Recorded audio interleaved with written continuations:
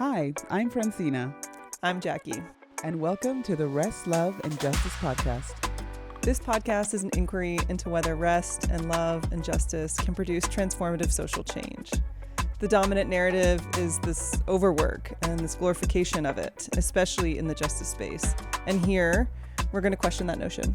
Come sit with us as we meet our collective humanity and share stories around rest, love, and justice. It is our hope to create a shift that enables us to recognize that racial justice work is a human issue. It affects us all. Hello, everyone. Welcome to the Rest, Love, and Justice podcast. I am one of the co-hosts, Francina Call, and this is my other co-host, Jackie Gao. Hi, everyone. Welcome back. Welcome to this exciting episode. We have a very special guest in the house today, Jeannie Liu, owner of Miro Tea. She is a dear friend of mine, and I am highly honored to have her join us on this podcast talking about rest, love, and justice. And so I'm just going to let her introduce herself because she is truly an amazing human. Take it away, Jeannie. Oh, Francina, it's nice to see you, Jackie. My name is Jeannie Liu, and I'm the owner of Miro Tea. We are a tea shop based in Seattle, Washington. We've been there since 2007. I created Miro Tea with the mindset of wanting to provide a space for our community to gather, to be able to connect with each other, with themselves, and tea is something that I feel like was put on this planet for us to kind of instill that connection. There's something magical about tea that brings that out in humans. And so we decided to open this tea shop to be able to provide that. And it's like a plethora of selection that we have in our shop so people can explore a world of teas. And so, it's been a very long 17 years, but it's been really, really fun. And a lot of things has happened, and happy to still be here. Wonderful. Thank you so much for sharing about that. And I know one of the things that I was particularly drawn to you by was just, your entrepreneurial spirit. And you shared a little bit when we first met about how you are the product of immigrants and your family has immigrated a couple of times, right? Yes. Yeah. Over the course of multiple generations. Yeah. Mm-hmm. Yeah. So anyways, I love everything that you do. And thank you for joining us on this podcast recording today. I just wanted us to begin with our first question. If you could share with us, what is your story around rest? And, you can go at it from so many different ways and places, whether it's family of origin or your current story around rest, whatever comes forward for you. My story around rest, it's that was a really interesting question that I had to really contemplate when I first read it. And I will have to say, rest is something that was always very lacking in my family growing up. Rest was something that felt wrong. And you felt like you had to always be active and pursuing something and working towards something, or just working in general. My parents being immigrants, it was just so hard to get their footing in this country, with basically nothing.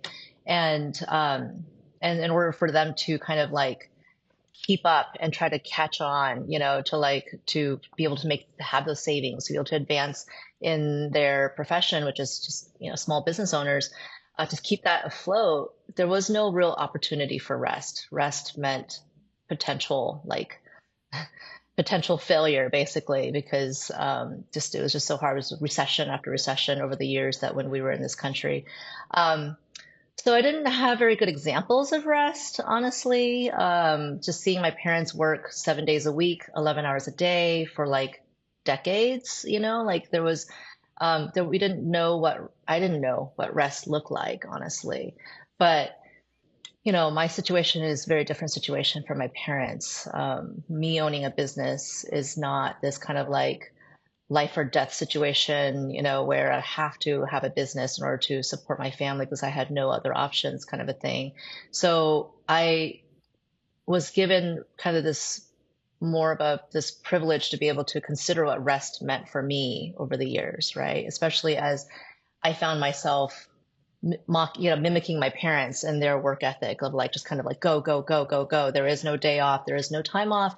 And And even though I went into business telling myself, like, oh, I can do this differently. I don't have to model my business the same way as my parents did, right? And I can work differently.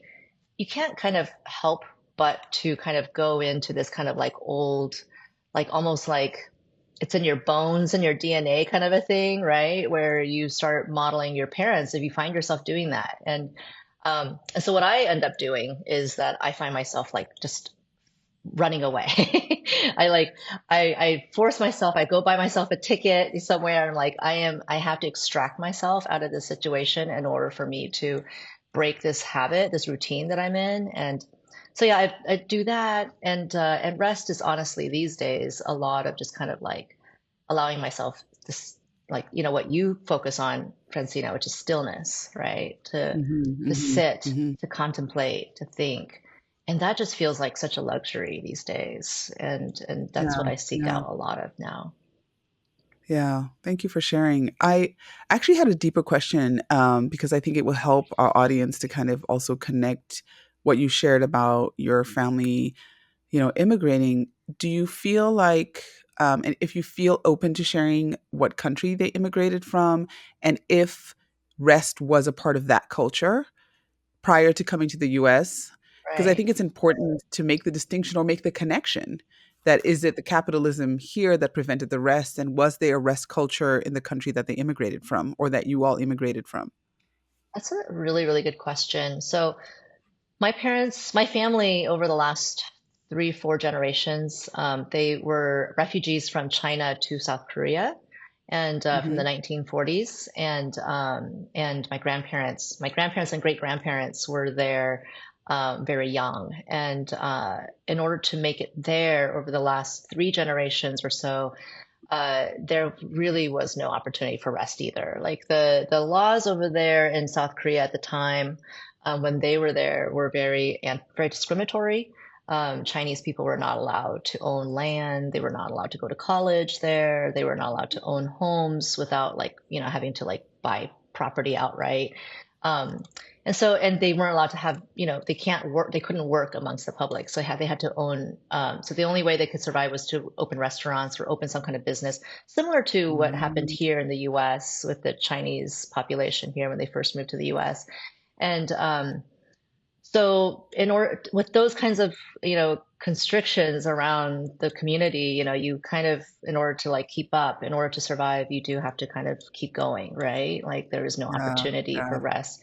Um, and when we moved to when my father decided to move us to the US from South Korea, I remember answering phone calls from my grandparents. And it was very always awkward phone calls because we never really got to see our grandparents much at all. And they would the thing that they would always ask my parents was like, "Are you working hard? You know, don't like, you know, you got to work hard. Mm, Don't, you know, like don't, you know, you got to work hard and make money." And that was just like a constant thing that they would say. My parents would like roll their eyes because they worked so hard. Like there was literally no other way for them to work harder, you know. And and my grandparents then eventually moved over to the U.S. for a short period of time just to be with my parents, and yeah. they actually got to witness how hard my parents were working, and they were like, "This is nuts. You guys are working way too hard. Like, why are you guys Wow. working this hard? Like, we never get to see you. You're never home."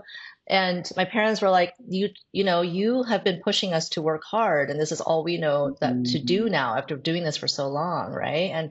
And mhm. survival is difficult in this country as immigrants, and we don't have support. We didn't have a community. We didn't have family here, you know, so you were your only foundation, right? And there was no room for failure really. And Mhm.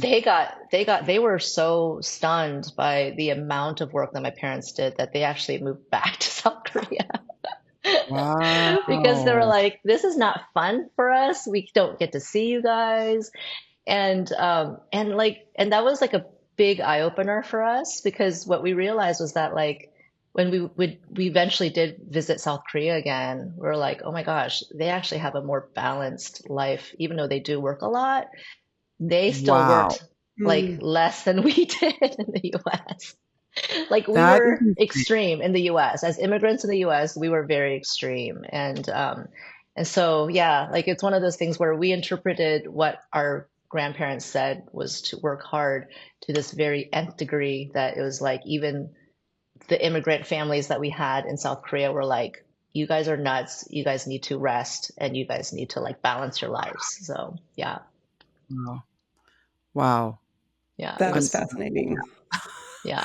I'm kind of Yeah. Yeah, and it's just Wow. one of those things. It's like we don't, immigrants, I think we just don't have that built-in community unless you are like, part of a church, maybe community or such, which we didn't have. Um, there wasn't really even there was nobody even to pull us out of that routine, right? There was nobody to even suggest, yeah. pull my parents, be like, hey, join our like church picnic, or like, hey, like, let's go and like go do this or go fishing one day or something like that. And there were Mhm. just no options really other than to work. So that's what they did. Yeah. I really think, a really strong point that's coming in here is the importance of community. Yeah. I mean, I'm an immigrant as well, Yeah. came from Zimbabwe. And I do think that the work culture in this country is like almost on steroids. It's Mm-hmm. crazy.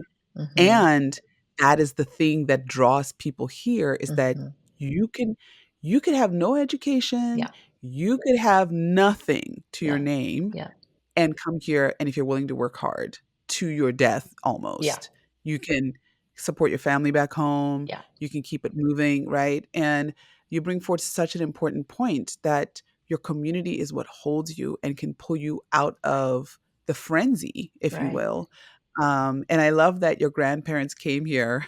They were the community, and you're like, you're not available. Yeah. Y'all are not available. We're Yeah. going back to Korea, which That's I've heard correct. the work culture in Korea is pretty intense as It's well. very But intense. this was worse, Yes. right? Yes. Yeah. So just a lot to think about here. And yeah, thank you for sharing that piece of the story because I think it's important for the people that are listening to our podcast that live in America that grind culture is real and will grind you down if you are not in community and you're not with people that will reflect back to you that, hey, you need to come out to breathe. You need to come out and take a pause and connect in a way that's meaningful. Correct. Yeah. Yeah.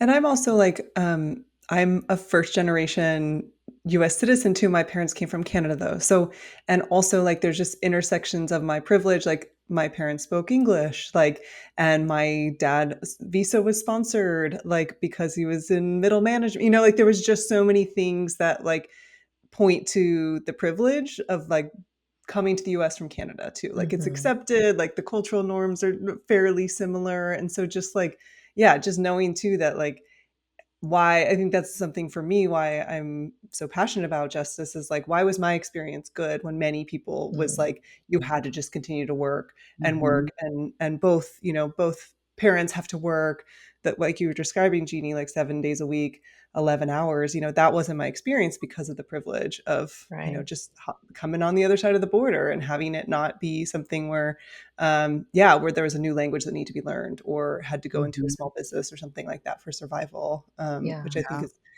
important for people that, yeah, especially like white listeners too. Like, what are the privileges that we have within even our immigration experience? Maybe Yeah. different than other people. Right. And Yeah. the subject I've been hearing most recently a lot of like, kind of white friends or just white speakers in general out there, or just, if I'm on Instagram or whatever, anywhere that I'm hearing about kind of this like grind culture as we're talking about, right? And I'm hearing a lot of like, white young people being like, why do we have to work so much? Why is there so much work? And there's like, we can't keep up. And I feel for them, but like, I keep thinking well, geez, like the immigrant community and has been doing this for literally like over 100 years. Like, Black community has been doing this like way even longer, right? And so like it's just kind of like, but the way that our economy has now kind of been shaped, where now it's like the white community is finally starting to taste that, right? Like where that kind of like that structure is now becoming where like like young white people are recognizing they have to work 7 days a week potentially, and do like all these side jobs and side hustles in order to like pursue a dream, right? And things are expensive, like my parents, Like it was never affordable. Nothing, housing was never affordable, for us Yeah. and like and Asian families, and so and the subject of like affordability and all that stuff. So it's been really interesting to watch that kind of unfold. And also just feeling the importance of naming that white people noticing it is what's starting to move the needle on Yeah, like, oh, maybe we need to pay attention to this. And if we have immigrants who are listening to this podcast, like your existence, your story, and your journey that has been wearing is important for you to recognize that, yeah, you've put in so much energy and so much time and you're exhausted for a reason, and I'm speaking to myself, and I'm also tracking like my children, are my product, right? I was an immigrant, and I remember coming to the US as a student and immediately looking for a job. It was like, I hmm have to work, right? I was, how many hours can I work? It was like 20 hours. Okay, I'm gonna max it out at the 20 hours. I can't get my daughter to look for. She's like, maybe next quarter, mom. And she's like signing up for all the clubs. And it's no shade, right? No shade. But yeah. noticing the difference too in like the generations, right? When you come from, we got to work, we got to work. If my mom needed something, I was trying to send money and I was a hmm student, right? And that is the story for so many immigrants who come into this country. And so if you're listening to this podcast, even just taking the moment to pause and recognize how much work you have done and are continuing to do, I think it requires some attention so that we can even begin to make a shift, right? Absolutely. Yeah, this is a really good conversation. Um, yeah, do you have something to add, Jackie? Well, I was just gonna ask the next question to Yes, Jeannie, go for it. because you talked about it a little bit in your introduction, but how you created the Miro Tea community or space so people could come and gather and be with themselves. So the question is, yeah, what's your story around love for yourself and for your community? Gosh, I love that question, because it's something that it's like actually resonates with me like right at this moment, like in my life right now. I finally feel like I know how to tap into that sense of love, and like I allow it to fully embody me now.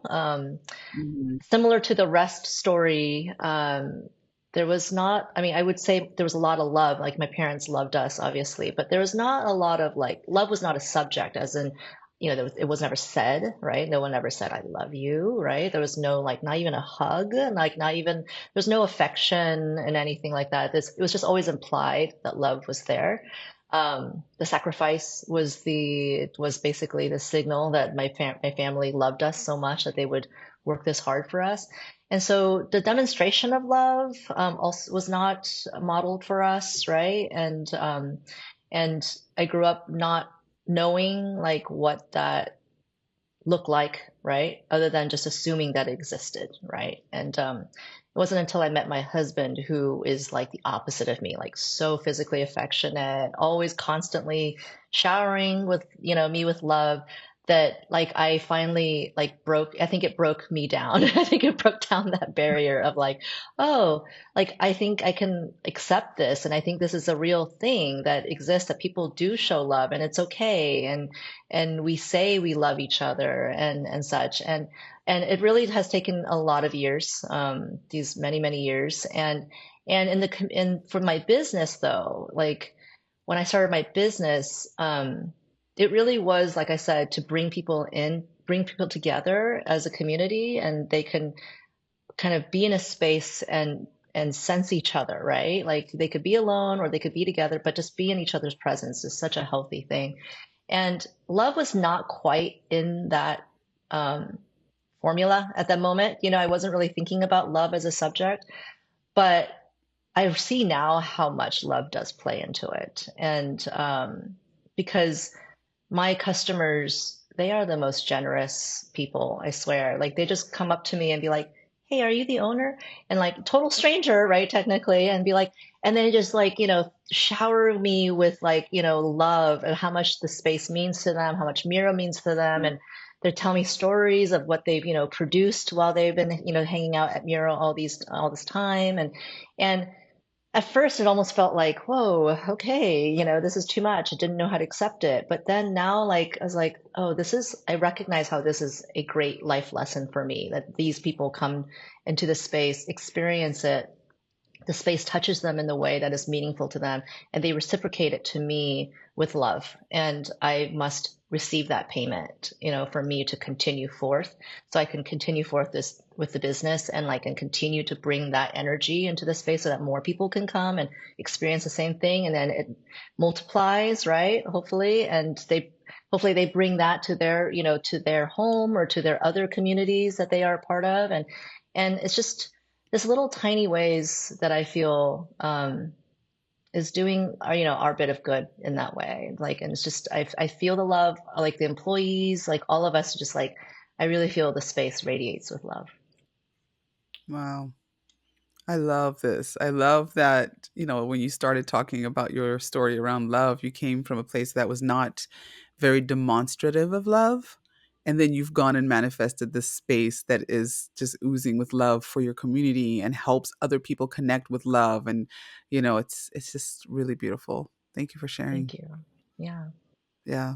And I just want to name too that I also come from a family that was not very demonstrative of love. And and I've been doing some, my own just personal research, wondering, you know countries that were either colonized or countries that had a lot of immigration stuff happening with them, the accessibility to be able to get to a place where you demonstrate love for another person can only come when people have the capacity to rest and connect with the love that they have. And I think about my parents, right? I always say this to Jackie: the colonizer was never thinking about the well being of the people that they were colonizing, right? We were colonized Mm, by the British, and we got independence in 1980, right? So that's quite recent. Um, and my parents were always working. They were always mhm, working, so they were never resting. And so how mhm, can they access not just love for us outside of their work? Because yes, their work was how they were loving us. Like, oh, I'm providing for you, you got food on the table, I'm paying for your school fees, you've got clothes on your back, like that. And then like when you got married, there was like a big gesture, like they'll buy you something like a house, or buy, contribute to buying a car or something. Like that's just how it was. It wasn't a lot of physical touch, it wasn't a lot of physical expressive love. And yeah, my theory is because they were so depleted. They couldn't even connect with, how do I demonstrate love to this child in the way that they need? And so I've recognized in my own relationship with my children, um, I have to work really hard to overcome that part of me that wants to demonstrate my love by how hard I work for them, mm, because they can't learn how to be connected to the love that they have for themselves and their community if my only expression of love for them is how hard I work, which really isn't mhm. a gift. I mean, it is a gift because yes, they can eat and have a place to live, but it isn't a gift in terms of like how they access love for themselves and the people that they are in community with. Right. Right. It's so true. And it's just finding connection is really what we all deeply desire. And that's when once we feel connection is when we are able to tap into that sense of love and that sense of like desire to show love, and once again, I think my parents just that disconnect from their home country, and disconnect from their Yeah. own families and such.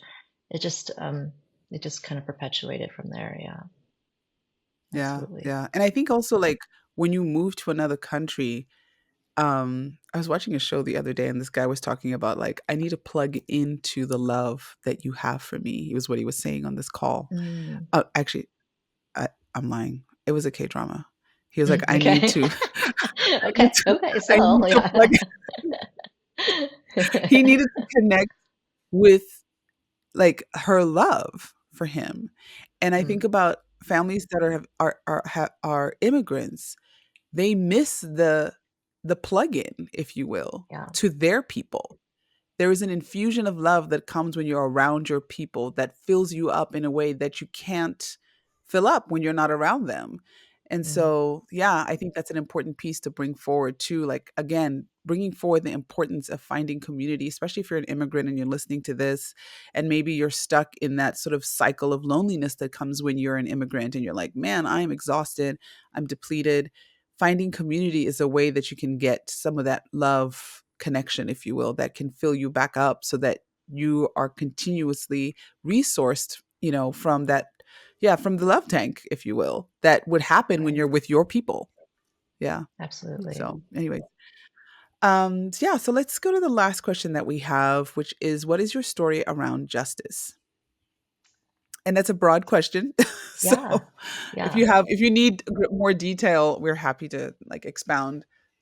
This was a hard one because, I felt like I was like, how do I don't belong on this podcast because I don't think I've done enough, in terms of like the subject of justice, right? Like it's like I think we all um, can do so much. And I definitely, feel like I could do a lot more. I definitely do know myself well enough, though. I've always had a very strong sense of justice, though, from the very, very get-go, like as a kid, like growing up.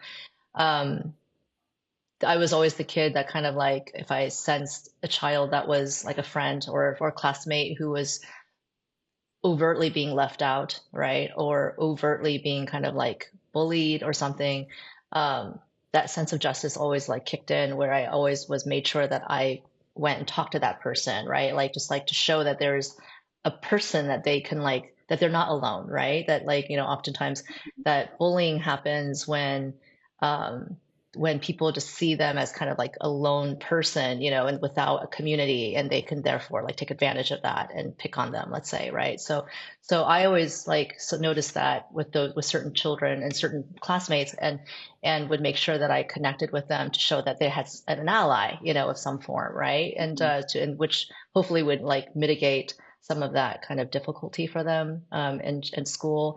And so that was like, I would say like that was probably my like most like kind of like active justice thing, that I did as a young person growing up, because I was like, that was really at the forefront of what I had to like see and deal with a lot, like growing up in Mhm. school. Um, but having a really strong And sense I of just right and wrong. Yeah. want to, though, that, when we ask the question, your story around justice, not so much from the perspective of Yeah. your story, like what have you experienced that was an injustice? Oh, Like I had a really good friend who was actually Korean, and when I first met her, she introduced herself as Anna, but her Korean name was Yuna.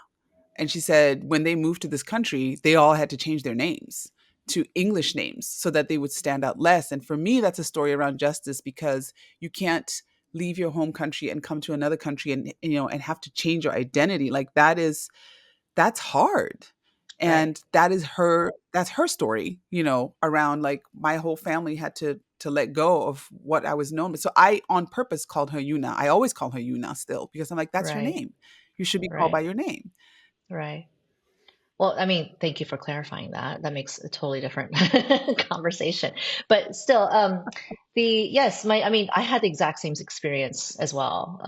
My name is actually Chinese, because I'm Chinese ethnically, born in South Korea, and I was kind of spoke a little bit about kind of the injustice that the Chinese community kind of endured in South Korea during a period of time with certain presidents that were in place there at the time.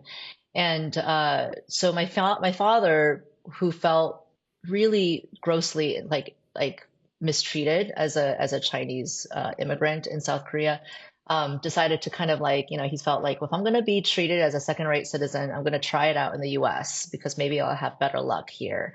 Because the Chinese community there had a really difficult time rising up as a result of all the regulations that they had against the Chinese community. And um, so moving here, we all changed our name. We got our, like, there was my name is actually Jeannie is my Chinese name.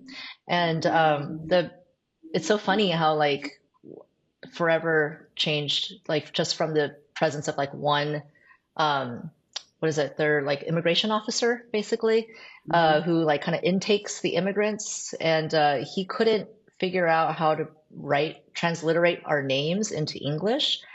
based on our Chinese names, and then just wrote basically some version of what he thought was the correct pronunciation. And so as a result, my legal name is like what he wrote down. So instead of Jeannie, he wrote Chun, Chun, and then like middle initial I, which I don't even know what that even that's supposed to be the E, I guess. And which if you were to like, people read that, they're like Chun I Lu, like I don't associate myself with that name at all. Like there's like a massive disconnect. But that name is attached to my most precious documents, right? Like my children's birth Wow. certificate, my marriage certificate, right? Like my home, deeds, right? Like my business licenses, like everything that like I've accomplished, my diplomas, you know what I mean? Like everything that I've accomplished, that name is attached to it. And as I've gotten older and I've like accumulated more and like more legal documents and more official documents, um, that name kind of spreads, out there, and I've never, had the opportunity to change it. But like it's one of those reminders of like, man, like that one little thing, coming into this country Mhm. because that person couldn't bother to like, I don't know, figure like look it up or like figure out how to spell it correctly. Like that's just been attached to my name ever since. Um, but then my go by name, Jeannie, is also not my real name. Is like when we first moved to the U.S., we lived in Georgia for several years, and when I started kindergarten, I started in Georgia, and I remember our neighbor had asked my mother what my name was going to be when I started school, and she's like, well, Jen E, her name, like, right? And she's like, well, no, I think it should be an English name because she's gonna adapt better if she had an English name. And so my mom, being new to this country, didn't know any English names, asked for a suggestion for a Mhm. name. And being in the South, and being also like my name being Jen E, she felt Jeannie seemed like the closest, like relatable name to the Chinese name. Last name is Liu, Jeannie Liu, like just sounds like a real like, Southern classic name. And so I became Wow. Jeannie Liu. And that's another name again, like even though I've lived with it for so long, like it's just I don't I don't I don't feel like it's me, right? Like I think I Mhm. always wonder like what's it feel like to have a name that is like you, right? That feels like home. And it feels I don't know. I don't know what that feels like because I've never been just never really been called either like my real name, my Chinese name ever, right? Other than my mother, and that's pretty rare these days too. Yeah. Mm. Like we need to pause on that. Yeah. I mean, I feel so Yeah. much emotion in my Yeah. body. Yeah. I feel so much emotion because I think, when I had my children, I was so intentional when I named them, Mm-hmm. Me right? too. Yep. And to live in a world where you can't be called by the name that you identify with Yeah. is hard for me to metabolize right now. Yeah. And I've known you for a while. I'm kind of surprised at my own emotion around it, but I want you to be called by what makes you feel like you. And I think that I do that is a too. right that every person should have. Right. I believe that too. And it's funny because, like, yeah, talking about the subject, was I was just thinking about my kids and their names today, and I thought, oh, how much I love their names, and how much I love speaking their Mm. names, right? And how much they reflect who they are in so many ways, and how proud I was to like be able to like pick those names for them, right? And felt so personal. And yeah, and then speaking about this with my name, yeah, I just it's become symbolic almost to me. Like I think we figure out ways to manage, right? And like I used to grow up really resenting my names, the legal name and the Jeannie name, and because I did not relate to it at all, and it did not feel like me. But like now, like and I don't know if it's a survival mechanism or just like it's just revelation for me personally as I grow older, is that like I I I it's almost like a reminder for me now. It serves as a reminder for like how important the name is, and like and ultimately like I can't. even if this is my name, but this is my, I'm not defined by it, right? Like, and I am still who I am, despite like this kind of inaccurate kind of placement of these names on me, right? And I try to, I feel like there's something kind of like soldierish like about that. I'm like, I'm gonna bear it because it's a part of my history, it's a part of my story now, and rather than kind of like deny it at this point, I almost like wear it and kind of am happy, love sharing the story about it, honestly, Yeah. because I think it's a big lesson in there. What would you like to be called? Like, what is the name that lights you up? I honestly don't know, Francina. I've actually asked myself that because even my Chinese name, I'll even go into my Chinese name a little bit. Even my Chinese name, I don't really quite relate, because it's based on like kind of patriarchal, like, like wishes of my father, right? Like my father, who's a Mm. very like kind of poetic person, was very well read. He named all of us, and the name he gave me is like, it's obviously it was his and my mother's wish that I would be.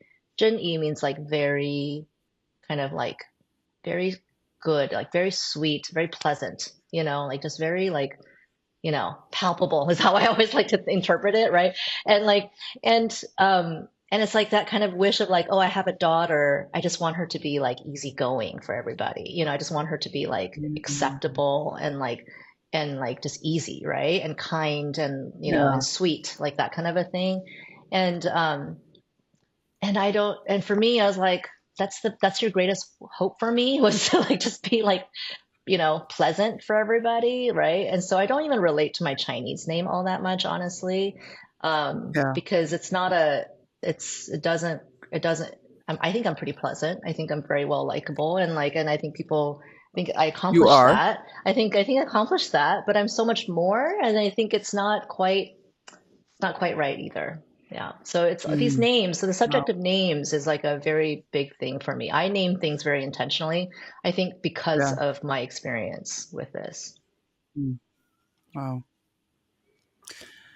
Thank you for bringing that forward. Wow. I was surprised that I got emotional from it. And there's a part of me that wants to apologize for it, but I'm not going to because this is the No, human no. experience. Yeah, Mhm. thank you for being Um, emotional about it because it really expresses yeah. how I feel deep down inside. Yeah.